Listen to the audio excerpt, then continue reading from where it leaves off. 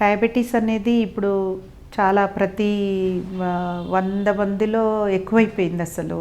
అంటే ఇదివరకు ఒక 5గురికి అట్లా ఉండేది అంటే చాలా ప్రతి ఫ్యామిలీలో కూడా డయాబెటీస్ ఉన్న మనుషులు ఉంటున్నారు. సో దానికి ఏజ్ కూడా ఇప్పుడు ఒకప్పుడు 50 సంవత్సరాలు దాటితే డయాబెటీస్ వస్తుంది అంటే ఇప్పుడు 20 సంవత్సరాలు దాటిన జువెనైల్ అంటే పిల్లలు చిన్నగా ఉన్నప్పుడు కూడా డయాబెటీస్ అనేది రావడం జరుగుతుంది. సో ఇదేంటంటే ఇది మన జీవన శైలి మీద డిపెండ్ అయ్యి ఎలా వస్తుంది, జెనెటికల్గా వస్తుంది, 2 రకాలుగా ఉంటుంది. సో ఇలా వచ్చినప్పుడు డయాబెటీస్ వచ్చినప్పుడు మనం ఏంటంటే ఎక్కువగా తొందరగా జీర్ణమయ్యే పదార్థాలు కాకుండా ఫైబర్ కంటెంట్ ఎక్కువగా ఉండేవి తీసుకోవాలి. తర్వాత ఇది తినాలి ఇది తినొద్దు అని కాదు, మీరు రెగ్యులర్గా తీసుకునే ఆహారాన్ని మళ్ళీ మీరు ఓవర్ వెయిట్ ఉన్నారా, లేకపోతే చాలా అండర్ వెయిట్ ఉన్నారా, వీక్గా ఉన్నారా, ఆ పరిస్థితి కూడా చూసుకొని డయాబెటీస్లో తీసుకోవాల్సి ఉంటుంది. ఇప్పుడు నేను చెప్పినట్టుగా మీరు బ్రేక్ఫాస్ట్, తర్వాత లంచ్, డిన్నరు ఇవి కామన్గా తీసుకుంటాం, జనరల్గా మనం తీసుకునే ఫుడ్ టైమింగ్స్.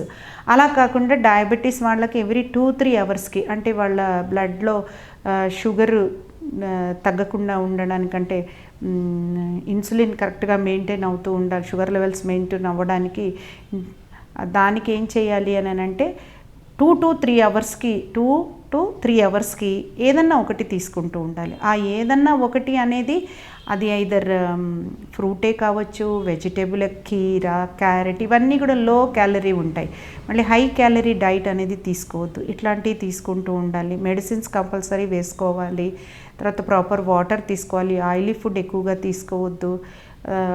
ఇంకోటి అన్నిటికన్నా లాస్ట్లో ఎక్సర్సైజ్ అనేది మర్చిపోవద్దు.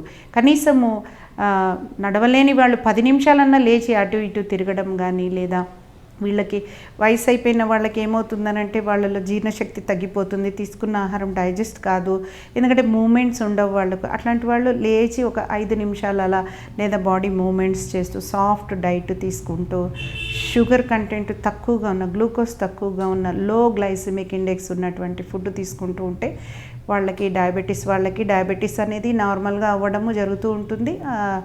వాళ్ళు రీడింగ్స్ అనేవి రెగ్యులర్ అవుతూ ఉంటాయి, స్టేబుల్ అవుతుంది. అట్లా వీళ్ళు తీసుకునే ఆహారానికి వచ్చేటప్పటికి మామూలుగా అన్నీ తీసుకోవచ్చు, అన్ని ఫ్రూట్స్ తీసుకోవచ్చు, అన్ని వెజిటేబుల్స్ తీసుకోవచ్చు, అంతా తీసుకోవచ్చు. కానీ ఎక్కువ స్వీట్ ఉండేవి, ఇప్పుడు బనానా తీసుకున్నారనుకోండి, కొంచెం అది నల్ల మచ్చలు వచ్చేసిన తర్వాత పండిపోతుంది, దాంట్లో స్వీట్నెస్ ఎక్కువ అవుతుంది.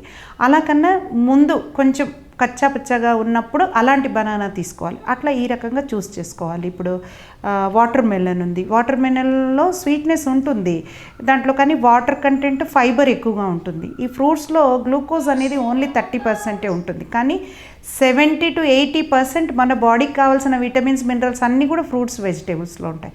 సో ఇది తినాలి తినొద్దు అని కాదు, జనరల్గా కాకరకాయ తింటాము షుగర్ వస్తే, ఇట్లా జనాలలో చాలా అపోహలు ఉన్నాయి. ఇవన్నీ కాకుండా అన్నీ తినుకుంటూ ఒక లిమిట్గా బ్యాలెన్స్గా చూసుకుంటూ మన బాడీకి అన్ని విటమిన్స్ దొరుకుతున్నాయా లేదా అని చూసుకుంటూ ఇవన్నీ కూడా తింటే ఖచ్చితంగా షుగర్ నార్మల్గా ఉండి ఈ రకమైన మంచి లైఫ్ స్టైల్ని వాళ్ళు లీడ్ చేయడానికి అవకాశం ఉంటుంది.